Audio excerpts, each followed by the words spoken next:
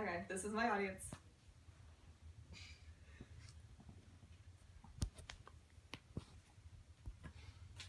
Did you know all 50 states require vaccinations for children entering public schools, even though no mandatory federal vaccination laws exist?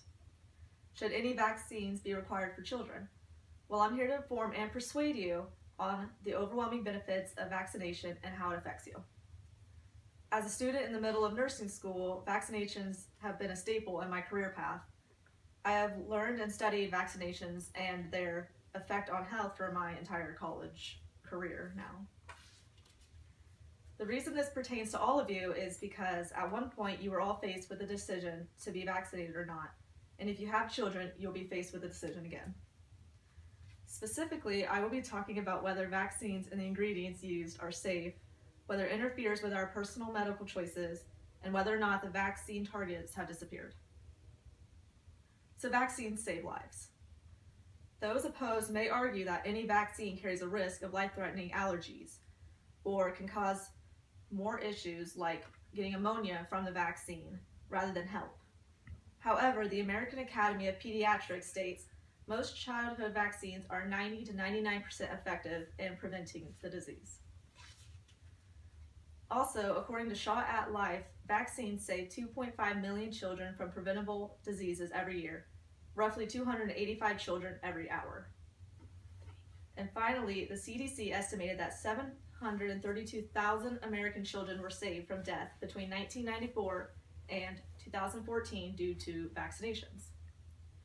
Another argument against vaccinations, or more specifically the ingredients, is that they are harmful. Popularized by the media and a few celebrities like Jim Carrey, the ingredient thimerosal is most protested due to its link to autism. Other ingredients frowned on are aluminum, which can cause neurological harm, and chicken egg proteins, which could be harmful to children with egg allergies. I can tell you that the ingredient thimerosal and aluminum can be harmful in large doses, but not in the quantities used in vaccines. In fact, children are exposed to more aluminum in breast milk and infant formula than they are in vaccinations. With the exception of the inactive flu vaccine, thimerosal has been removed completely or down just to trace amounts in vaccinations for children under 6 years old.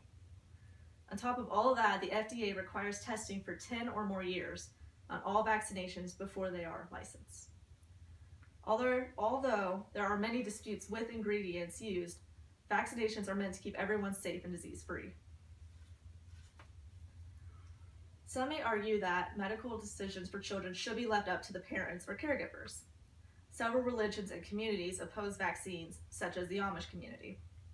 They do not view all vaccinations as necessary, and some Amish even believe that they weaken the immune system.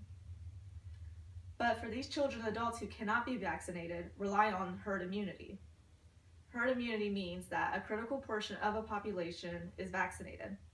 Those unvaccinated won't get sick because the majority of people around them are vaccinated and not sick, so they have nowhere to get the viruses. For example, if an 18-month-old girl has polio, she could spread that to 4 unvaccinated people. Also, vaccinated mothers protect their unborn babies from diseases. And this is just a PSA I found for vaccines, particularly pertussis or whooping cough, that's about herd immunity. So I'm just gonna pass it around.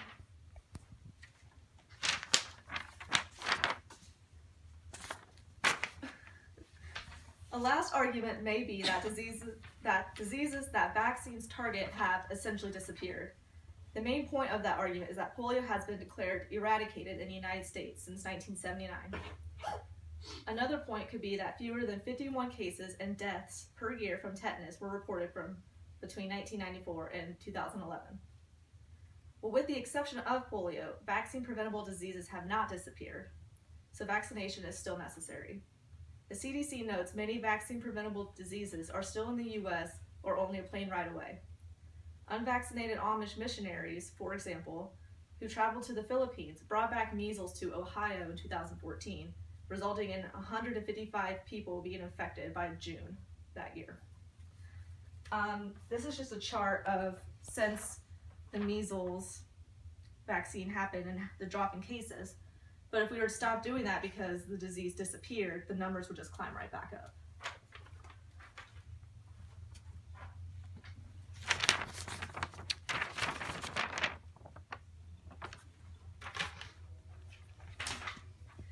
UNICEF reported that globally 199,000 people have died from HIV, 195,000 died from whooping cough, 118,000 have died from measles, and 60,000 have died from tetanus each year, all vaccine-preventable diseases.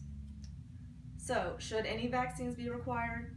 Based on my speech, I hope you decide whether or not vaccines are safe for children, whether the ingredients are safe or not, if the government is interfering with our personal medical choices, and if the diseases vaccines target have disappeared. 74% of Indiana children are already vaccinated. We hope when you are faced with the decision to vaccinate or not, you make an informed decision. Yay. This is my audience once more.